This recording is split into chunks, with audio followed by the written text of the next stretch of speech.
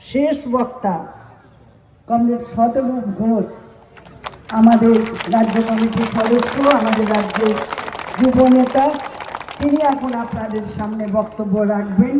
আমি তাকে বক্তব্য রাখার জন্য আহ্বান জানাচ্ছি।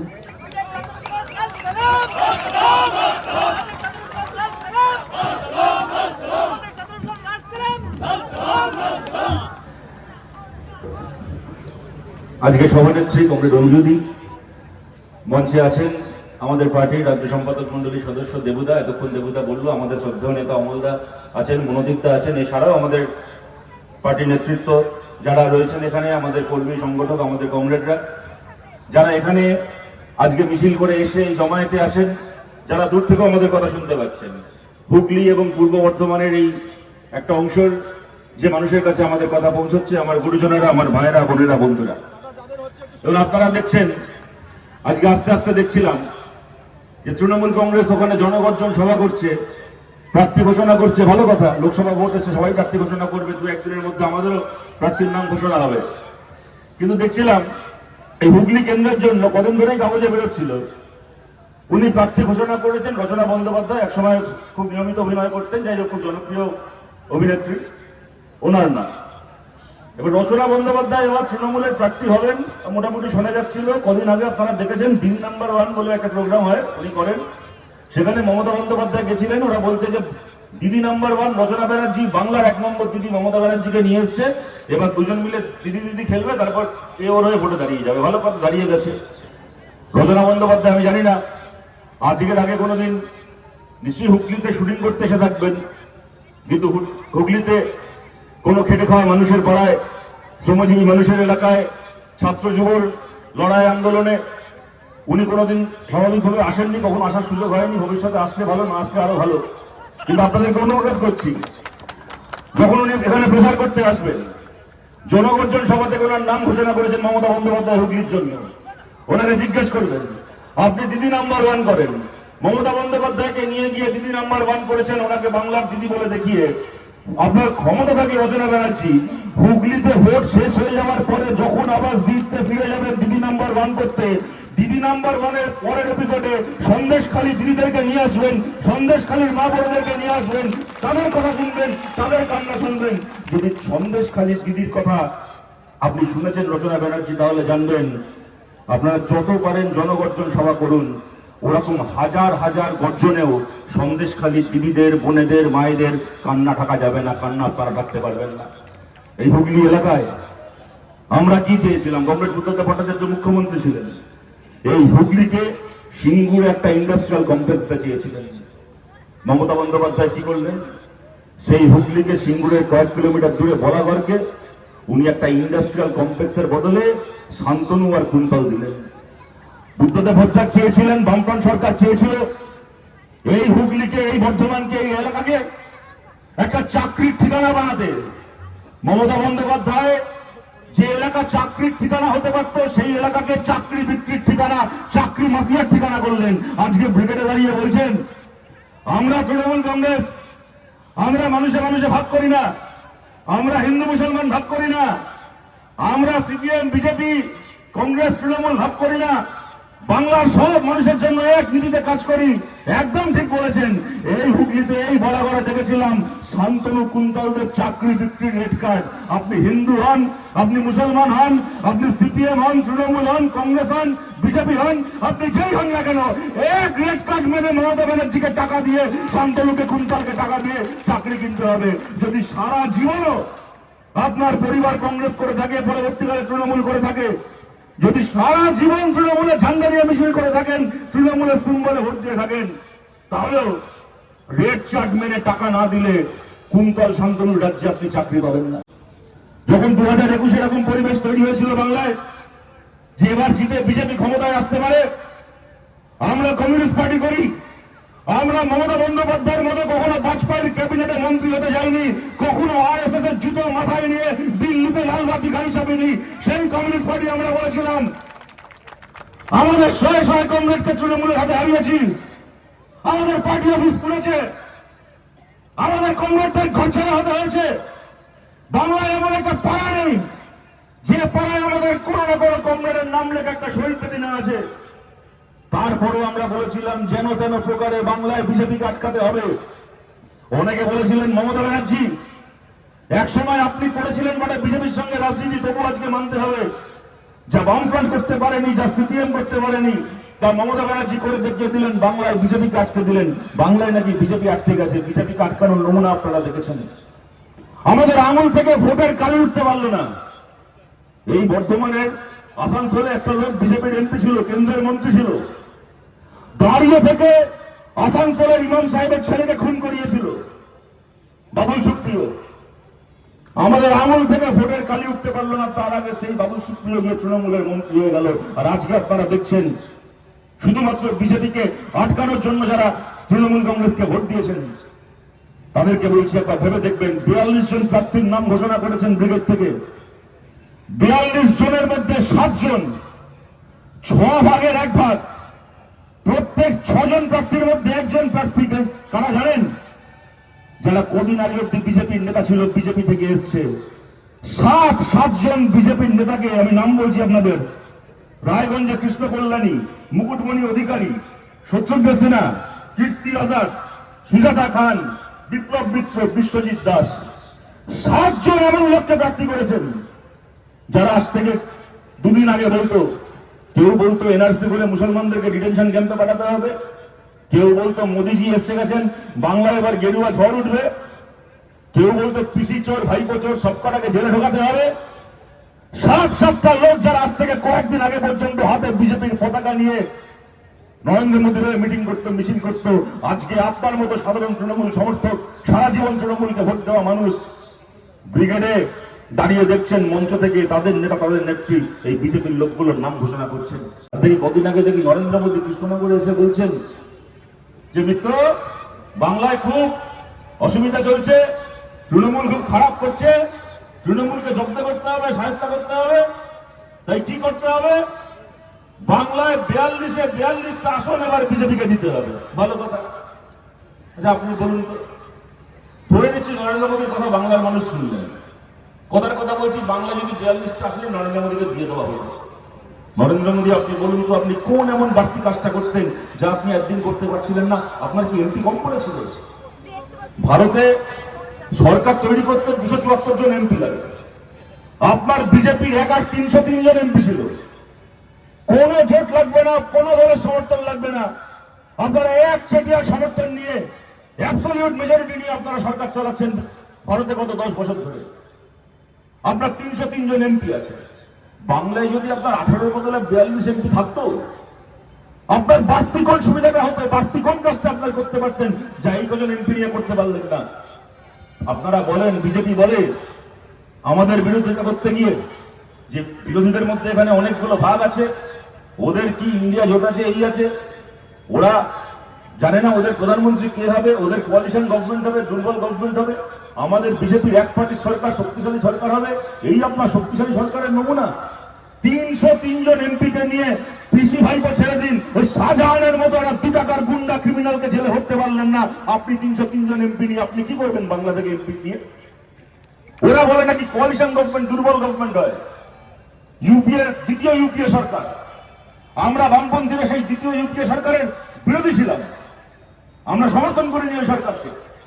কিন্তু আজকে ইতিহাসের দিকে তাকিয়ে দেখবেন, এমনকি দ্বিতীয় ইউপিএ সরকার কোয়ালিশন সরকার ছিল, তখনও যখন 2G স্পেকট্রাম দুর্নীতির অভিযোগ উঠেছে, তখন সেই সরকার তার নিজের জোট শরিক ডিএমকে 2 জন নেতা নেত্রীকে, কানিমোজিকে, এ রাজাকে জেলে পাঠিয়েছিল। একটা জোট সরকার নিজের শরিক দলের নেতাদেরকে জেলে পাঠাতে পারলো, আর আপনি নরেন্দ্র মোদী 303 জন এমপি নিয়ে দেশ চালাচ্ছিলেন। আপনার কোন মমতা বন্দ্যোপাধ্যায়কে দরকার নেই, কোন অভিষেক বন্দ্যোপাধ্যায়কে দরকার নেই, আপনার ভারতের কোন দলকে দুয়ারা পাত্তা দেওয়ার দরকার নেই। সেই আপনি পারলেন না আসল চোরগুলোকে জেল ঢাকাতে, তার বদলে শুভেন্দু থেকে শুরু করে মুকুল রায় সবগুলোকে নিজের দলে ঢুকিয়ে নিলেন। এরা নাকি শক্তিশালী গভর্নমেন্ট, এদের নাকি একচেটিয়া সরকার। আচ্ছা বলুন তো, যার পার্লামেন্টে একার মেজরিটি আছে, একার সংখ্যাগরিষ্ঠতা আছে, সে চাইলে পারতো না ওই সংখ্যাগরিষ্ঠতার জোরে পার্লামেন্টে দাঁড়িয়ে 100 দিনের কাজকে 200 দিন করতে? ওরা চাইলে পারতো না? ওই সংখ্যাগরিষ্ঠতার জোরে 650 টাকা দৈনিক মজুরির আইন করতে? ওরা পারত না? ওই সংখ্যাগরিষ্ঠতার জোরে পেট্রোলের, ডিজেলের, রান্নার গ্যাসের, কেরোসিনের দাম কমাতে? ওরা পারত না? ওই সংখ্যাগরিষ্ঠতার জোরে মানুষের পেনশনকে, প্রভিডেন্ট ফান্ডকে রক্ষা করতে, নতুন নতুন নিয়োগের সুযোগ তৈরি করতে? ওরা পারত না? ওরা বলে নাকি কোয়ালিশন সরকার নাকি দুর্বল সরকার হয়, যদি বামপন্থীরা যেতে, বামপন্থীদের অংশগ্রহণে যদি জোট সরকার আসে, সেই সরকার নাকি দুর্বল সরকার হবে। আপনাদের বলছি 2004-এ এই হুগলি থেকে, এই পূর্ব বর্ধমান থেকে, বাংলা থেকে 35 জন এমপিকে আপনারা দিল্লি পাঠিয়েছিলেন। গোটা দেশের 61 জন বামপন্থী এমপি দিল্লি থেকে ছিল, কোয়ালিশন সরকারকে তারা সমর্থন করেছিল।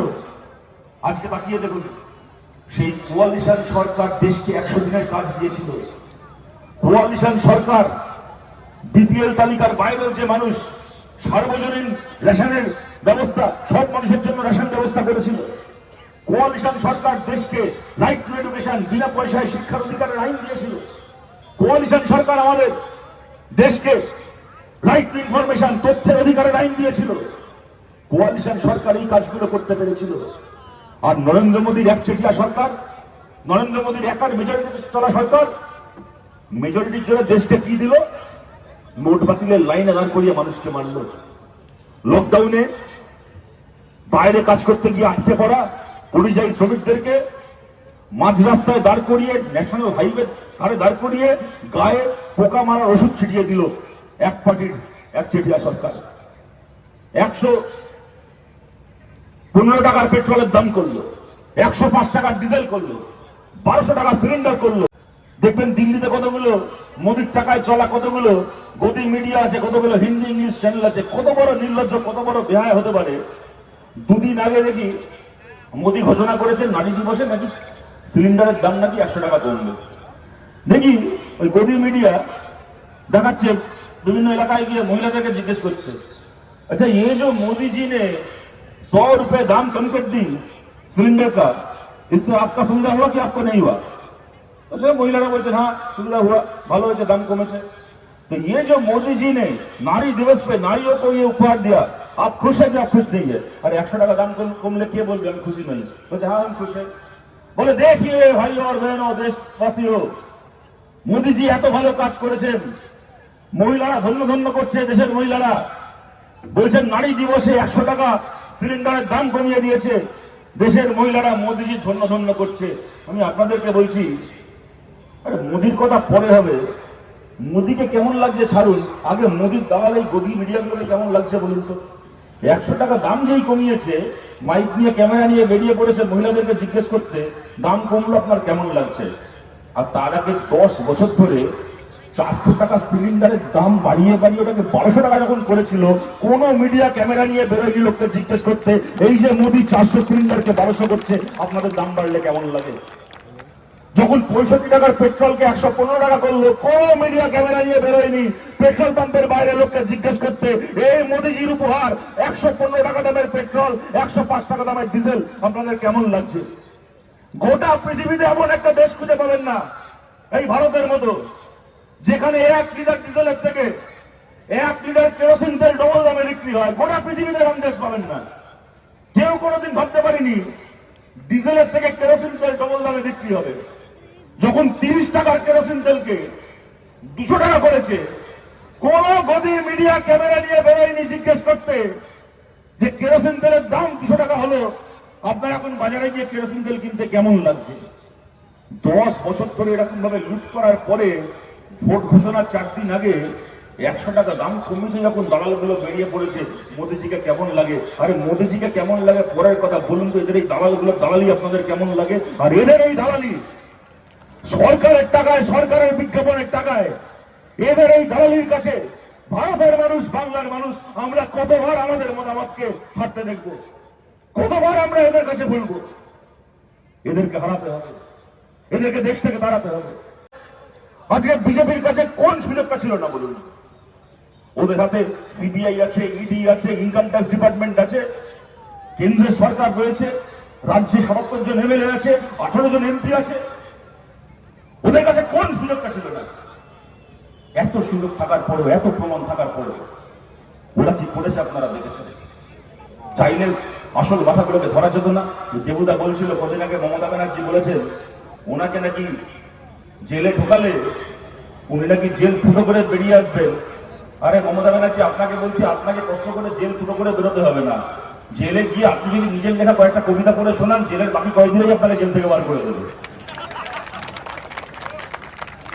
কিন্তু উনি ভালো করে জানেন এই হুমকিগুলো দিতে পারেন, দাঁড়িয়ে মঞ্চে বড় বড় ভাষণগুলো দিতে পারেন, কেন উনি জানেন পৃথিবী উল্টে যাবে, পৃথিবী এদিক থেকে ওদিক হয়ে যাবে যতদিন ভারত আরএসএস চালাচ্ছে, যতদিন আরএসএস ভারত চালাচ্ছে। পিসি ভাইপোর গায়ে হাত লাগবে না, পিসি ভাইপোর গায়ে ইডি সিবিআই স্পর্শ করতে যাবে না। কত বড় নির্লজ্জরা হতে পারে ভাবুন আপনারা। 100 দিনের কাজ আজকে আমাদের কষ্ট হয়, আমাদের খারাপ লাগে। এই 100 দিনের কাজ স্বর্গ থেকে কোনো দেবতা এসে দিয়ে যায়নি। আমরা বামপন্থীরা লড়াই করে এই 100 দিনের কাজ চালু করেছিলাম 2004-এ নতুন সরকার হওয়ার পরে। আজকে গোটা দেশের মানুষ 100 দিনের কাজের টাকা পায়। এখানে চুরি করে করে এমন করেছে বাংলা 100 দিনের কাজের টাকা বন্ধ। আজকে আপনারা ব্রিগেডে সভা করছেন। আজকে দেখি আনন্দবাজার পত্রিকায় প্রথম পাতায় বড় করে সকালবেলা বিজ্ঞাপন বেরিয়েছে ওদের ব্রিগেডের মিটিং এ, যে বাংলার এত টাকা বকেয়া, সেই টাকা বাংলাকে দিতে হবে। এই নিয়ে মিটিং করছেন, মিছিল করছেন, টিভিতে ভাষণ দিচ্ছেন, ওদের ক্ষমতা হচ্ছে না। 100 দিনের কাজের টাকা চেয়ে কেন্দ্রের সরকারের বিরুদ্ধে সুপ্রিম কোর্টে গিয়ে মামলা করতে। আমরা মমতা ব্যানার্জি আমরা বলেছিলাম আমাদের লড়াই তৃণমূলের বিরুদ্ধে, আমাদের লড়াই বাংলার বিরুদ্ধে নয়। আপনার মমতা ব্যানার্জির যদি ক্ষমতা থাকে 100 দিনের কাজের টাকা চেয়ে কেন্দ্রের বিরুদ্ধে মামলা করার, আপনি লোকের বিয়ে আটকানোর জন্য মামলা করতে পারেন, চোরেদেরকে সিবিআই এর হাত থেকে বাঁচানোর জন্য মামলা করতে পারেন লাখ লাখ টাকা খরচা করে। যদি 100 দিনের কাজের টাকা চেয়ে কেন্দ্রের বিরুদ্ধে, মোদির বিরুদ্ধে মামলা করেন, আমরা মমতা ব্যানার্জি আমরা বলেছিলাম আপনার 1 নয়া পয়সা খরচা হবে না। আমাদের পার্টির নেতা বিকাশ ভট্টাচার্য আপনার সরকারের হয়ে বিনা পয়সায় কেন্দ্রের বিরুদ্ধে মামলা লড়বে। ক্ষমতা থাকলে করুন আপনি মামলা, করলেন না কেন? কে আটকালো? তা না করে ওরা মিটিং করবে, মিছিল করবে, মঞ্চে দাঁড়িয়ে ডান্স বাংলা ডান্স করবে, কিন্তু আদালতে গিয়ে রাজ্যের খেটে খাওয়া মানুষের টাকা চেয়ে একটা মামলা করবে না।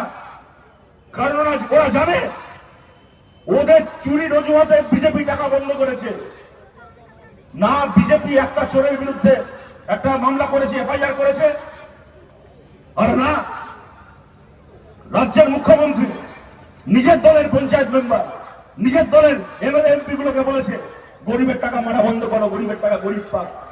আপনারা জানেন আমাদের রাজ্যের 4টে জেলা, তার মধ্যে হুগলি জেলা রয়েছে, পূর্ব বর্ধমান রয়েছে, মালদা রয়েছে এবং দার্জিলিং।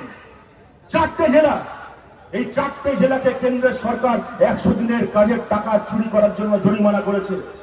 আপনাদের টাকা, আমাদের টাকা, এই পূর্ব বর্ধমানের হুগলির খেটে খাওয়া মানুষের টাকা দিয়ে মমতা ব্যানার্জি একটা ট্যাফু শব্দ না করে ওই জরিমানার টাকা কেন্দ্রকে দিয়ে দিয়েছে। আজকে মমতা ব্যানার্জি আপনি এত গর্জন করছেন, বলুন, আপনি উত্তর দিন। আপনার দলের এমপি, আপনার দলের এমএলএ গুলোকে বলুন উত্তর দিতে, কারা চুরি করেছে 100 দিনের কাজের টাকা হুগলিতে? হুগলির সাধারণ মানুষ চুরি করেছে, বর্ধমানের সাধারণ মানুষ চুরি করেছে 100 দিনের কাজের টাকা। চুরি তো করেছে এইখানে এই আপনার দলের কল্যাণ ব্যানার্জি থেকে শুরু করে, অপূর্বা পোদ্দার থেকে শুরু করে, ওই আপনার দলের পঞ্চায়েতের, আপনার দলের পুরসভার চোরগুলো চুরি করেছে, আপনার দলের চোর নেতাগুলো চুরি করেছে। আর বর্তমানে হুগলিতে আপনার দলের লোকেরা 100 দিনের কাজের টাকা চুরি করেছে। চুরির টাকা তাদের কাছে থেকে গেল, মাঝখান থেকে সাধারণ মানুষের ট্যাক্সের টাকায় আপনি কেন্দ্র সরকারকে জরিমানা দিলেন। কত বড় নির্লজ্জ হতে পারে একটা সরকার, আপনারা চিন্তা করুন। 100 দিনের কাজের টাকা চেয়ে কেন্দ্রের বিরুদ্ধে একটা মামলা করতে পারে না, অথচ এই সরকার শাহজাহানের মতো একটা ক্রিমিনাল, যাকে গোটা বাংলার মানুষ এমনকি সাধারণ তৃণমূল সমর্থক পরিবার যার নাম শুনলে ধরে যায়, এখন একটা গুন্ডা ক্রিমিনাল, চুরি করতে, ডাকাতি করতে যেত, সব পাড়া চোর ডাকাত। তো পারতে ক্ষমতা এমন জায়গায় পৌঁছে গেছিল, সকালবেলা ওর বাইক নিয়ে শিবু, উত্তম, শান্তনুরা দিয়ে গ্রামে বলে আসতো তোর বাড়ির ওই মেয়েটাকে, তোর বাড়ির ওই বউটাকে আজকে আমাদের পার্টি অফিসে পাঠাবি, এবং পাঠাতে হতো।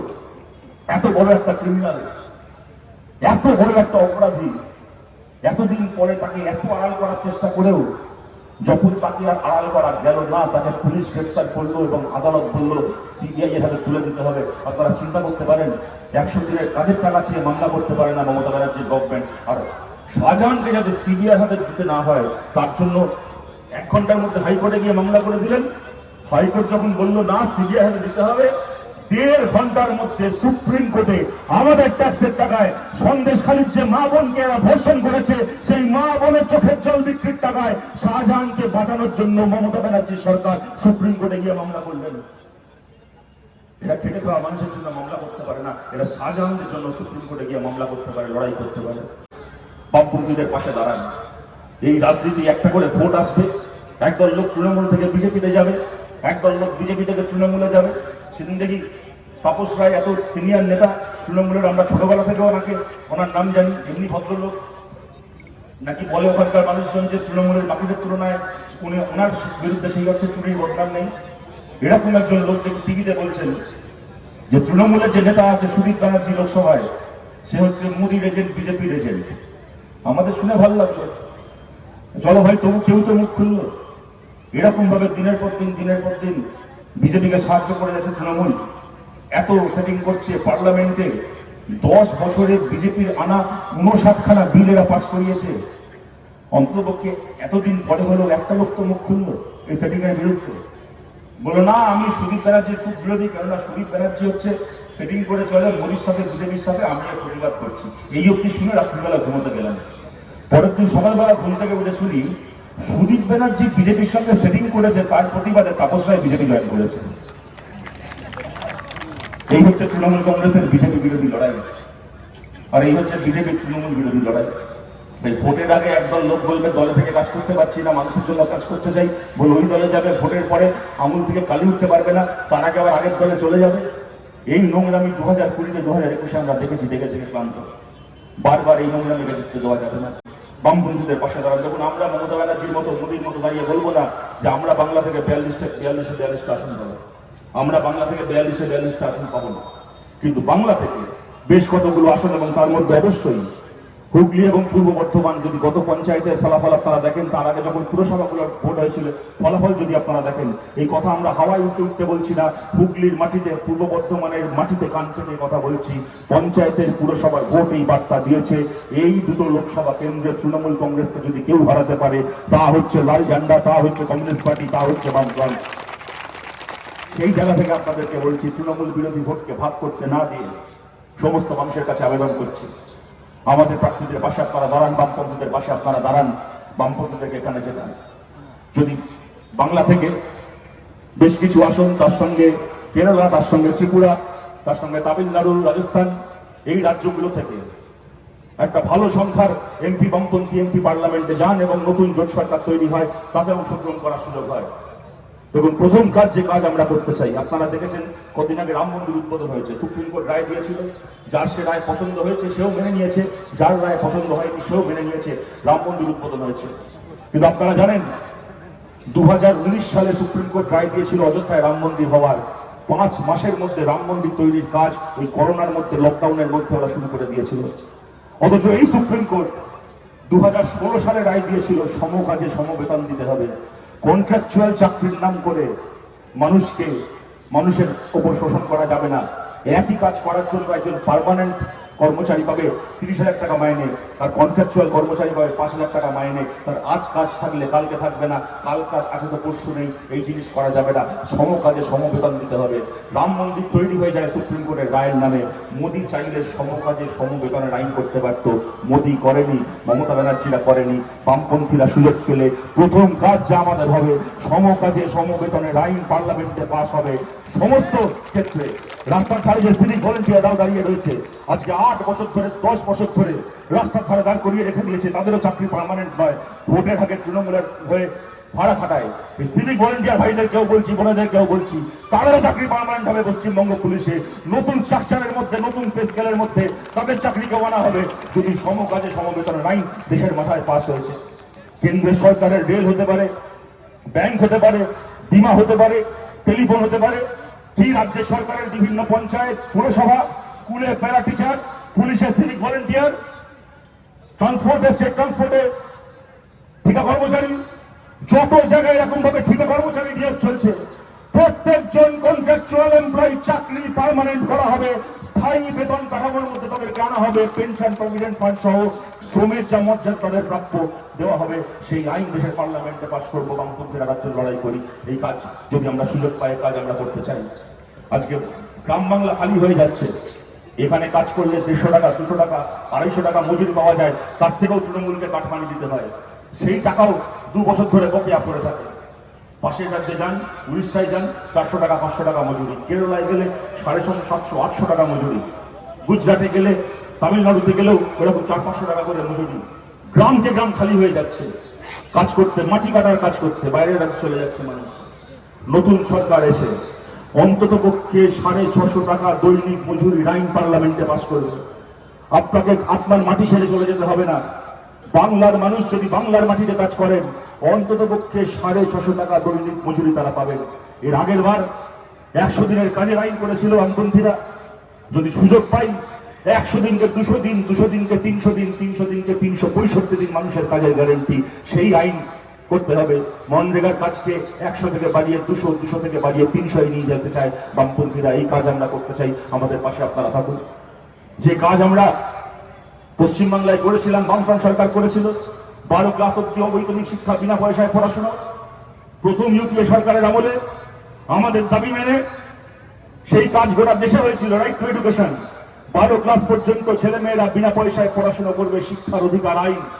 আগের বার 12 ক্লাস অব্দি করে গেছিলাম, নতুন করে যদি সুযোগ পাই গ্রাজুয়েশন পর্যন্ত গোটা দেশের ছেলে মেয়েদের বিনা পয়সায় পড়াশোনা করার অধিকারের আইন হবে। কোন প্রাইভেট ইউনিভার্সিটি, প্রাইভেট কলেজের কাছে, আদানির কাছে, আম্বানির কাছে পয়সা দিয়ে, দাড়ি পাল্লায় ওজন করে পয়সা দিয়ে শিক্ষা কেনা নয়। মাথা উঁচু করে দেশের সব ছেলে মেয়ে গ্রাজুয়েশন পর্যন্ত বিনা পয়সায় পড়াশোনা করার সুযোগ পাক, সেই আইন আমরা বামপন্থীরা আমরা করতে চাই। এই লড়াই আপনারা আমাদের পাশে থাকুন। দেখবেন যত ভোট এগিয়ে আসবে, তৃণমূলের পক্ষ থেকে এটা প্রচার হবে, ভাই আমরা চুরি করি, ডাকাতি করি, জোট চুরি করি, ধর্ষণ করি, যাই করি না কেন আমাদেরকেই ভোট দাও, কারণ আমরা এই প্রকল্প দিচ্ছি, সেই প্রকল্প দিচ্ছি, এই ভান্ডার সেই ভান্ডার দিয়ে দয়া করছি, উদ্ধার করে দিচ্ছি। তাই এই প্রকল্পগুলো চালু রাখার জন্য আমাদের ভোট দাও। আপনাদের বলছি, যা যা সরকারি প্রকল্প চলছে, এমন নয় যেগুলো মমতা ব্যানার্জির সবগুলো চালু করা প্রকল্প। বেশিরভাগ প্রকল্প, বার্ধক্য ভাতা হতে পারে, বিধবা ভাতা হতে পারে, বেকার ভাতা হতে পারে, আদিবাসী পরিবারের ছেলে মেয়েদের স্কলারশিপ হতে পারে, সংখ্যালঘু পরিবারের ছেলে মেয়েদের স্কলারশিপ হতে পারে, বামফ্রন্ট আমল থেকে চলে আসছে। নিশ্চয়ই মমতা ব্যানার্জি এসে উনিও ওনার দিক থেকে কিছু নতুন প্রকল্প হয়তো চালু নিশ্চয়ই করেছেন, আমি সেটা অস্বীকার করছি না। আমাদের সময় থেকে চালু হয়ে আসা বহু প্রকল্পের নাম পাল্টে এখন নিজের নামে চালাচ্ছেন, তাও আপনারা জানেন। কিন্তু আপনাদের বলছি, প্রকল্প বামফ্রন্টের আমলে চালু হয়ে থাক, তৃণমূল আমলে চালু হয়ে থাক, আগামী দিনে যে প্রকল্প চালু হবে, একটা সরকারি প্রকল্প বন্ধ হবে না। 10 নয়া পয়সা টাকার বরাদ্দ কোথাও কমবে না, প্রতিটা টাকার বরাদ্দ বাড়বে যদি বামপন্থীরা জিতেছে। এই টাকাগুলো মমতা বন্দ্যোপাধ্যায়, তৃণমূল কংগ্রেসের পার্টি ফান্ডের টাকা নয়। এই টাকাগুলো কোনো মুখ্যমন্ত্রী, কোনো প্রধানমন্ত্রী বাবার টাকা নয়। এগুলো মানুষের ট্যাক্সের টাকা, মানুষের অধিকার মানুষ পাবেন। আমরা বামপন্থীরা চিরকাল মানুষের এই অধিকারের পাশে দাঁড়িয়েছি, মানুষের অধিকারের পাশে দাঁড়াবো। প্রতিটা প্রকল্পের বরাদ্দ বাড়বে। বন্ধ হবে কি খালি আজকে একটা প্রকল্প পেতে, একটা বেনিফিশিয়ারির তালিকায় নাম তুলতে যে তৃণমূলের পার্টি অফিসে কি হাজিরা দিতে হয়, ওদের ডাকে জোর করে মিছিলে যেতে হয়। একটা প্রকল্পে নাম তোলার জন্য তৃণমূল কংগ্রেসকে কাঠমানি দিয়ে আসতে হয়। ওই কাঠমানি বন্ধ হবে, জুলুমবাজি বন্ধ হবে, প্রকল্পের টাকা মানুষ যেমন পাচ্ছেন তেমন পাবে। এই গেল প্রথম কথা। আর দ্বিতীয় কথা, দেখুন পঞ্চায়েত ভোট আপনারা কদিন আগে করেছেন এবং গোটা বাংলা আপনারা দেখেছেন। দেবুদা বলছিল পাশে জামলা পঞ্চায়েত আমরা জিতেছি, আরো বাকি পঞ্চায়েতগুলোতেও আমাদের লড়াই গোটা বাংলার মানুষ দেখেছেন।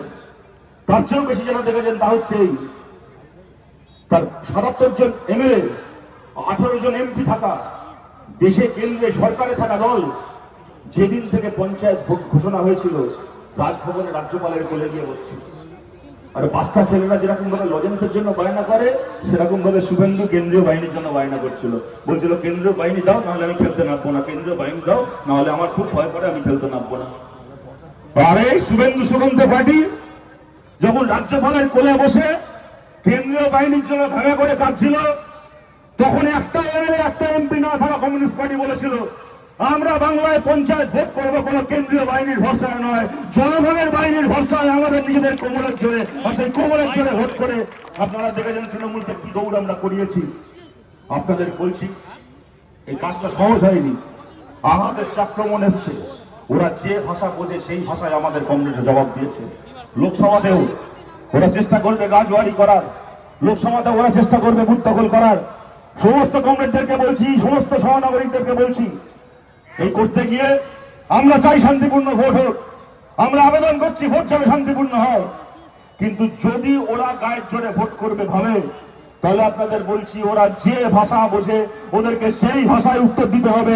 যেরকম পঞ্চায়েতে দিয়েছি, পঞ্চায়েতে ওরা ট্রেলার দেখেছে, লোকসভায় যেন গোটা সিনেমা দেখানো হয়, ওরা যে ভাষা বোঝে ওদেরকে সেই ভাষায় উত্তর দিতে হবে। এবারও চেষ্টা করবে গায়ের জোরে ভোট করাতে এসে মানুষের কাছে বাধা পেলে এবারও চেষ্টা করবে পুলিশকে দিয়ে 4টে ফালতু মামলা মোকদ্দমা করিয়ে 2 দিন থানায় টানাটানি করার। আপনাদের সবাইকে বলছি, তৃণমূলকে তৃণমূলের ভাষায় উত্তর দিতে গিয়ে যা লড়াই করতে হয়, যেভাবে বুঝে নিতে হয় বুঝে নিতে হবে। তার জন্য মামলা করুক, মোকদ্দমা করুক, কেস কামারি, পুলিশ কেস যা পারবে করবে। ওই নিয়ে ভাববেন না, ওই নিয়ে ঘাবড়াবেন না। জানবেন তৃণমূলের বিরুদ্ধে বুথে দাঁড়িয়ে লড়াই করতে গিয়ে কেস কামারি, মামলা মোকদ্দমা যা হবে বুঝে নেওয়ার দায়িত্ব আপনার নয়, বুঝে নেওয়ার দায়িত্ব পার্টির, সিপিআইএম এর দায়িত্ব, বামফ্রন্টের দায়িত্ব।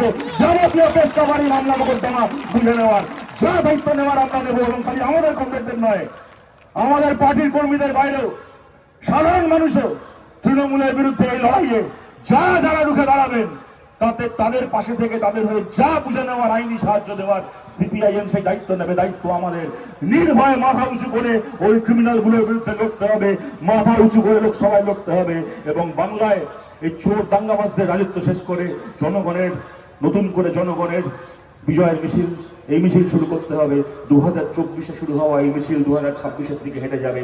এই কথা বলে আপনাদের সবার কাছ থেকে আমাদের প্রার্থীদের জন্য এবং এই লড়াইয়ে আপনাদের ভালোবাসা, আশীর্বাদ, সমর্থন চেয়ে আমার কথা শেষ করছি। সবাই ভালো থাকবেন। নমস্কার।